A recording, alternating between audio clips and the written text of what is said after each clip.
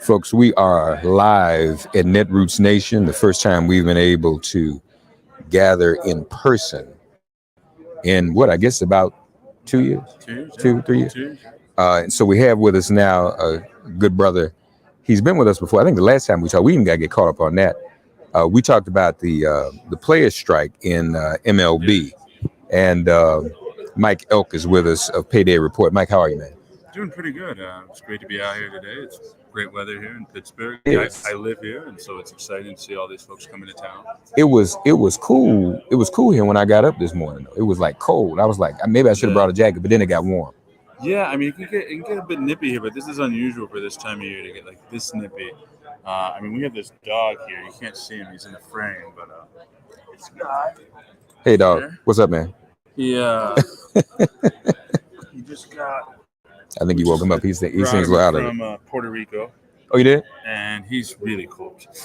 What made you go to? I mean, did you go to Puerto Rico to get him, or did you? There's a group that brings dogs up from Puerto Rico. So there's an exchange. We like to joke in Pittsburgh. There's the Clemente connection. Oh yeah. I don't know if you've noticed it, but Clemente is essentially the patron saint of Pittsburgh. Yeah. I mean, you see, you have the bridge right over there. You have a mural right over there. You see him up in every sports bar. And growing up as kids, they always taught us, particularly the baseball coaches, like what would Clemente do and that kind of stuff. So one of my friends was saying, oh, well, you got to think, what would Clemente do if there was an opportunity to foster a dog from there? As a matter of fact, I was on the elevator because a lot of Boston people in town for the Pirates, for the Red Sox Pirates. And everybody's up. That ballpark, that is probably the most beautiful view in MLB. And these were some of the Fenway faithful who were saying this and agreeing with me. It's like, I mean, they live in Fenway, but they were like, Charles this is Pierce of Esquire, he's a Fenway guy, and he says the same thing. Yeah, no, it's the view and the Roberto Clemente Bridge. But look, let's stay on baseball for a minute. We've not talked. We talked while the strike was going on, or the lockout. It was not a strike; it was a lockout. It was resolved. We haven't talked since then. Was it? You think it was resolved in the best interest? I don't think entirely in the best interest. I mean, there's still a lot going on. I mean, obviously you have this stuff with the international draft pool happening, right? And the talk, and obviously, they didn't address a lot of these issues related to minor leaguers at all. We just saw, there was a $150 million class action lawsuit settled about paying minor leaguers minimum wage. So you're seeing a lot of organizing, and it wouldn't surprise me if in a couple of years we're looking at a minor league players union. I mean, you already have advocates for minor leaguers. You already have minor leaguers winning the right to spring training pay, winning the right to housing. And so that's some serious momentum. So it wouldn't surprise me if you're seeing that in a couple of years. Yeah, it'll be about time. What else have you been looking at, especially with regards to what we're seeing with the economy and jobs? It looks like jobs, at least the numbers on the surface, look like they're coming back. But how's that affecting wages and unions? Well, obviously, inflation is really bad right now. We're looking at 8-9%, and you're seeing companies offering 1-2% raises. So you're seeing a lot more. You're going to start seeing, I think, a lot more strikes related to inflation because, these wage increases aren't going to keep up with them. And, we're already seeing a record level of strikes, since the beginning of the pandemic. My site, paydayreport.com, we've tracked more than 2,100 strikes since the beginning of the pandemic. So we're in a big high period. And more increasingly, what's the number now? Is there a current number that you have right now that are happening right this minute?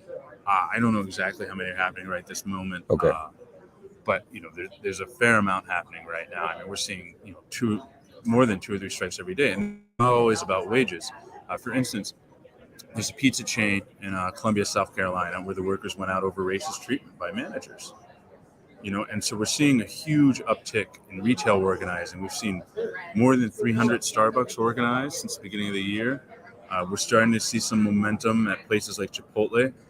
We're seeing momentum in places like Amazon. But these companies are fighting back ferociously and bitterly, and they're going to put up a fight too. I mean, we're seeing Starbucks is closing stores for folks to organize. They're firing lots of folks. I know they fired something like over 24 folks. So these employers aren't going to take this sitting down. So, we're going to have some real fights ahead. And I think, as a labor reporter, I've been a labor reporter for 15 years. My father was a union organizer. I spent all my life in the labor movement, but I've never seen such an exciting time as now. And I just don't quite know where it's going to go next. But I think there's something has happened in this country. I think during the pandemic and then after it, particularly. I mean, if you look at the really young folks right now, I'm 36, but younger than that, folks in their 20s, folks who are your son age, they're very, very progressive. Mm-hmm. They're very radical. And I think you're going to see big change for a long time to come. When you talk about places like Starbucks, Yeah. Amazon, are we making inroads finally? I know it's been okay. I mean, we're seeing today, Amazon labor union filed for another union election at a facility in Albany, New York. But they have to do that what, state by state or facility by facility? Yeah, they have to do facility by facility, which has its pluses and minuses. I mean, and I think that always makes it tough to understand what's happening in the labor movement. Right. Because it happens in one small workplace and another. And trying to look at the aggregate, you get a better sense of what's occurring there. So, you have this happening state by state. You have in Kentucky, there's going to be, they're trying really hard to form a union there. I've been talking to those at the Amazon in Kentucky, Campbellsville, Kentucky. I've been talking to the organizers there, and they're facing a ferocious anti-union battle. Yeah. So we're really seeing these companies gear up to fight. I mean, we did a story with Labor Lab, which is a publication that tracks union busters. And you're seeing the majority of hirings of union busters, some of it is federally tracked, occurs at facilities where there's no union drives going on. So companies are already preemptively thinking about this. And if you look at the literature coming out of the union avoidance community, that's what they call themselves, union avoidance or union busters. You definitely have that going on. What about Starbucks?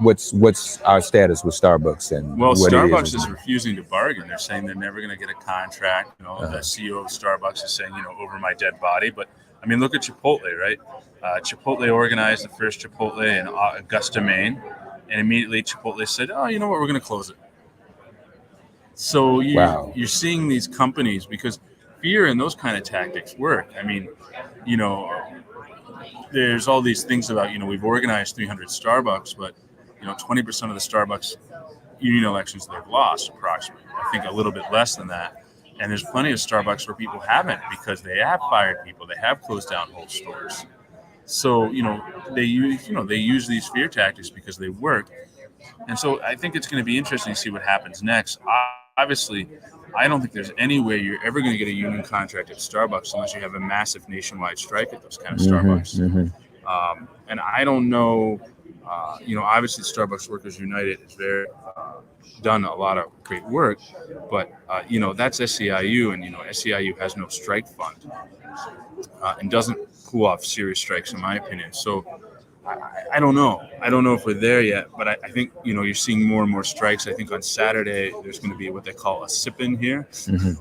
They encourage people to go to a Starbucks and sip in and just fill up. Sip-in. Sip-in. Sip-in.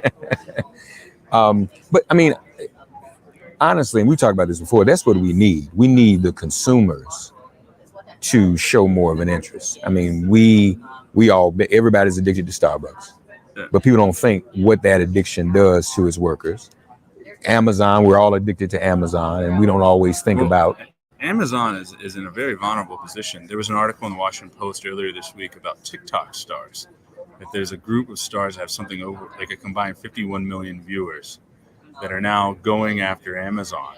Wow. And Amazon internally is really worried about what that means in terms of their ability to attract influencers, because there are alternatives to Amazon. I mean, and so I think, I think, in my opinion, you're more likely to see a union contract at Amazon first before you would at Starbucks. Wow. Because the thing about Amazon right now is they can't build those warehouses, those facilities fast enough. They can't afford to shut down a single one of those facilities. They're trying. They can't build them fast enough. Right. Whereas Starbucks can close a couple dozen stores here and there. They have a couple thousand nationwide. What's a couple stores here and there if it means defeating the union, right? Yeah. So you have that dynamic there. How are things here in the city in terms of the politics in Pittsburgh and everything? Well, I think, the political model here in Pittsburgh has been completely upended. We're going to see Summer Lee, the next congresswoman from Pittsburgh, first black woman ever elected to Congress from the state of Pennsylvania. Also, my high school track mate.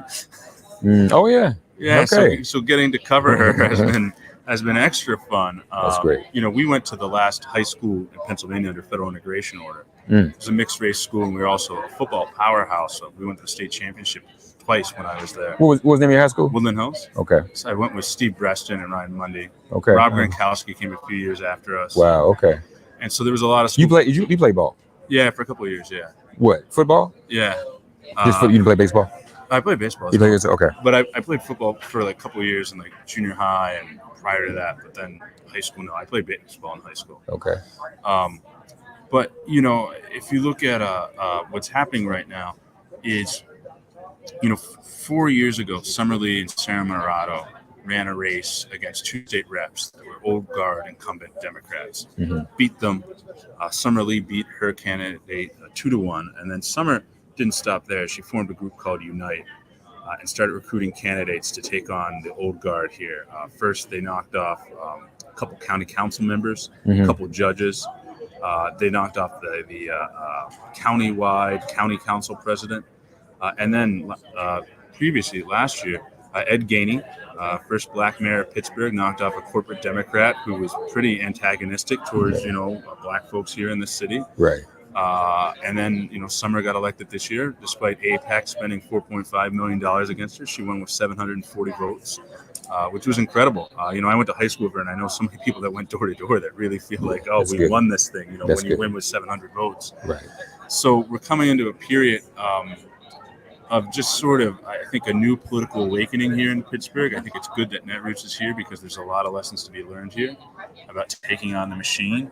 And I think about sticking to, really kind of an intersectional approach to organizing, a very multiracial, I think Summer would say multi-generational approach to organizing here.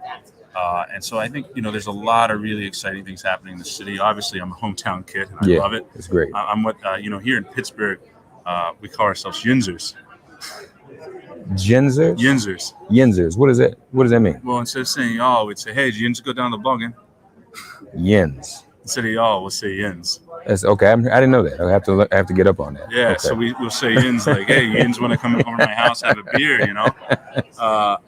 And he asked me that, y'all, so I feel like I'm a part of it because we're gonna go to ball game at some point this weekend. Well, it was funny. I was in Southern California a couple months ago, and I was talking to this Latino couple, and I said Yins, and they looked at me like, "Did you call us some sort of epithet?"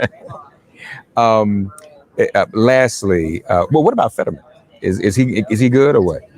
I think mixed bag.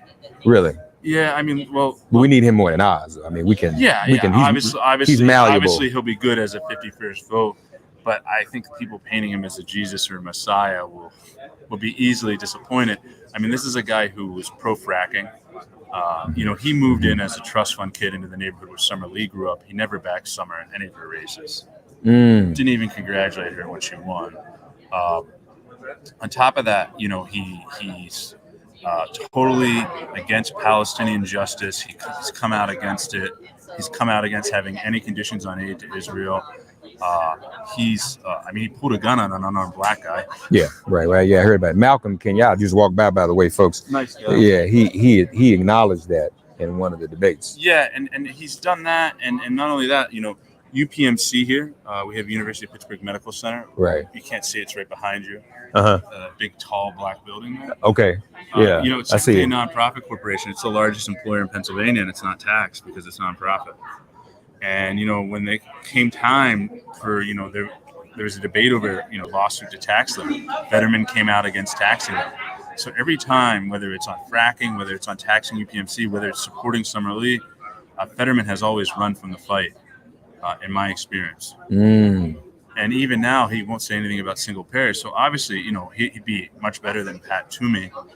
But I would caution progressives from really seeing him as a champ. I mean, he's going to be someone that I think they're going to have a hard time with in a lot of ways. Yeah. So he's got to be held accountable. Sure. Yeah. Mike Elk, paydayreport.com. I have the website right. Sounds good. Folks, you all be sure to check it out. If you see me from the ballpark, I'll probably be with Mike. Beautiful ballpark, PNC Park. We're here in Pittsburgh for Netroots Nation 2022. We're back together again. Thank you, man. Thank you. Appreciate you. And What's the dog's name? Cinder. Sindu. He's really sleepy. Folks, we're live in Netroots Nation. We'll be back. Yeah, I'm totally down to go Saturday. Okay, cool.